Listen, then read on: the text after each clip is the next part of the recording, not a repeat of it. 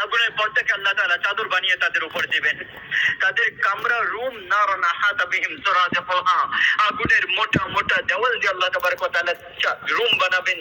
আর তারপরে তাদেরকে বলা হবে যে যাও, চলে যাও, এখন তোমাদেরকে এখান থেকে কেউ বের করতে পারবে না। হাদিসের মধ্যে এরকম আসছে, যদি জাহান্নামীদেরকে বলা হয় যে দুনিয়ার মধ্যে বালুর যত কণা আছে এত বছর তোমাদেরকে দোজখে রেখে ছেড়ে দেওয়া হবে, সে খুশি হয়ে যাবে। কিন্তু এর পরেও ওই জায়গায় সবসময়ের জন্য বরবাদি, কোনোদিন ওখান থেকে বের হতে পারবে না। হ্যাঁ, গুনাহগার দুই ধরনের, একটা হচ্ছে পাকা গুনাহগার আর একটা হচ্ছে কাঁচা গুনাহগার। তাদের জন্য শাস্তিও দুই ধরনের। দোজখের মধ্যে 7টা স্তর আছে। সবার উপরে হচ্ছে জাহান্নাম, তারপরে হচ্ছে হুতামা, তারপরে হচ্ছে লাগা, তারপরে হচ্ছে সাঈর, তারপরে হচ্ছে সাকার, তারপরে হচ্ছে জাহিম, আর একদম নিচে হচ্ছে হাবিয়া। এই যে 6টা যে নিচে, এটাকে এরকম বলা যেতে পারে সেন্ট্রাল জেল। আর উপরে যেটা, এটা হচ্ছে জাহান্নাম, হাওয়ালাত। এটাকে বন্টন কিভাবে করা হয়েছে, যে একদম নিচে হচ্ছে হাবিয়া, এটা হচ্ছে মুনাফিকদের জন্য, আব্দুল্লাহ ইবনে উবাই এবং তার সাথীদের জন্য। তার উপরে হচ্ছে জাহিম, এটা হচ্ছে মুশরিকিনদের জন্য, আবু জেহেল এবং তার সাথীরা। আর তার উপরে হচ্ছে সাকার, এটা হচ্ছে মাজুসীদের জন্য, অগ্নি পূজারক। তার উপরে হচ্ছে সাঈর, এটা হচ্ছে সাবিনদের জন্য, গাছকে পূজা করে, গরুকে পূজা করে। আর তার উপরে হচ্ছে লাগা, এর মধ্যে ইহুদিরা যাবে। আর তার উপরে হচ্ছে হুতামা, এই জায়গায় খ্রিস্টানরা যাবে। এই 6 স্তরের মধ্যে যারা চলে যাবে, এরা কোনোদিন এখান থেকে বের হতে পারবে না।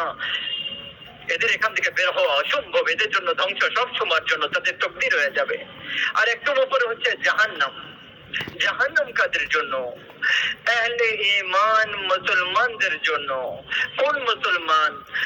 কাবিল থেকে নিয়ে প্রথম দোজখী দুনিয়ার মধ্যে, দুনিয়ার সর্বপ্রথম জাহান্নামে হাবিল, যে হাবিল নিজের ভাইকে খুন করেছিল।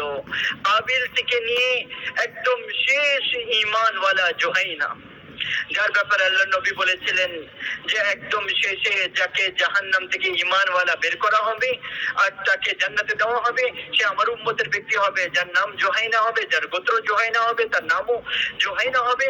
তো হুজুর তো তারপরে কথাও বলেছেন যে আমি যেন আমার চোখ দিয়ে এরকম দেখতেছি, আল্লাহ দেখিয়ে দিয়েছেন যে জাহান্নামকে তাকে টেনে টেনে বের করা হচ্ছে। তো আল্লাহ তাবারক ওয়া তাআলা তার পরের দৃশ্য আমাদের নবীকে দেখিয়ে দিয়েছেন। যে কাবিল সর্বপ্রথম, জুহাইনা একদম শেষ। এর মধ্যেখানে যত পুরুষ মহিলা নাফরমান গুনাহ করে তওবা করা ছাড়া মরে যাবে, তাদের সবাইকে জাহান্নামের মধ্যে দেওয়া হবে। এই জায়গায় নিজে শাস্তি ভোগ করে তারা বের হতে থাকবে। যে ব্যক্তি জেনে বুঝে এক ওয়াক্ত নামাজ ছেড়ে দেয়, তার জন্য জাহান্নামের একটা দরজা খুলে যায়। যতক্ষণ পর্যন্ত সে তওবা করবে না, তাকে এই দরজা দিয়ে অবশ্যই অতিবাহিত হতে হবে। হতেই পারে না যে সে ওই জায়গা দিয়ে যাবে না, অতিবাহিত হবে না। তো ঈমানের পরে কবিরা গুনাহ, মা বাবা নাফরমানি।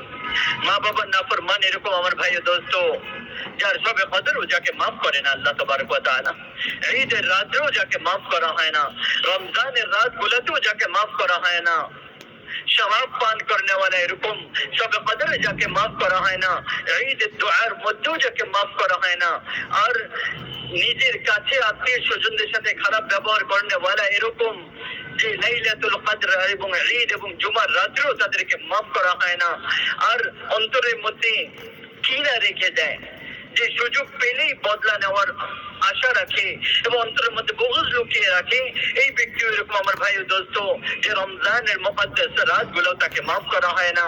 আর মিথ্যা বলনে वाला এরকম, যে হুজুর বলেছেন যে সবচেয়ে বড় কবিরা গুনার ব্যাপারে তোমাদেরকে বলবো, সেটা হচ্ছে মিথ্যা কথা বলা, সেটা হচ্ছে মিথ্যা কথা বলা, সেটা হচ্ছে মিথ্যা কথা বলা।